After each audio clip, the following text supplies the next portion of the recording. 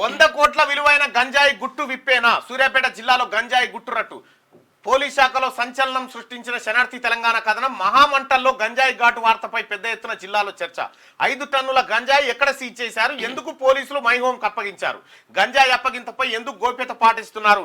గంజాయి గుట్టుపై మౌనాన్ని ప్రదర్శిస్తున్న పోలీసులు అంటూ వార్త. ఇక మహామంటల్లో గంజాయి ఘాటు శీర్షికతో బుధవారం శనార్థి తెలంగాణ. అయితే అది 5,000 కిలోల గంజాయి, 5 టన్నుల గంజాయి తీసుకుపోయి పోలీసు వాళ్ళు తీసుకుపోయి మైహోం సిమెంట్ ఫ్యాక్టరీలు ఇచ్చిరట. ఎందుకు ఇచ్చిరాడా, ఏం చేసిరు, ఏం చేస్తావురు, దాంతో అర్థం కాదు.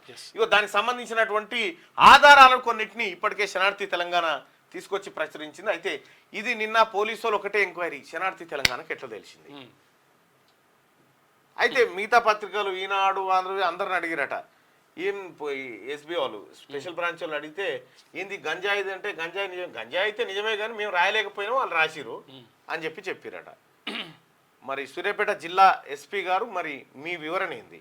ఈ గంజాయి నిజంగా అప్పగించిరా, 5 టన్నులు అప్పగించిరా, లేకపోతే కొంత తక్కువ ఇచ్చిర్రా, లేకపోతే మొత్తం వేయలేదా? మీ వివరణ ఏంది?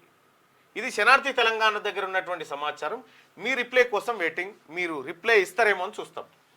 మహామంటల్లో గంజాయి ఘాటు శీర్షికతో బుధవారం శనార్థి తెలంగాణ ప్రచురించిన కథనం సూర్యాపేట జిల్లాలో సంచలనం సృష్టించింది. గుట్టుచప్పుడు కాకుండా 5,000 కేజీల గంజాయిని పోలీస్ శాఖ ఉన్నతాధికారులు మైహోం సిమెంట్ పరిశ్రమకు అప్పగించిన గుట్టును శనార్థి తెలంగాణ వెలుగులోకి తెచ్చింది. చీకట్లో గుట్టు చప్పుడు కాకుండా జరిగిన వ్యవహారాన్ని ధైర్యంగా శనార్థి తెలంగాణ ప్రచురించడం పట్ల జిల్లాలోని ప్రజలు హర్షం వ్యక్తం చేస్తా ఉన్నారు. 5 టన్నుల గంజాయి మైహోం రామేశ్వరరావు కంపెనీకి ఎందుకు ఇచ్చింది? ఈ గంజాయి ఎక్కడిది?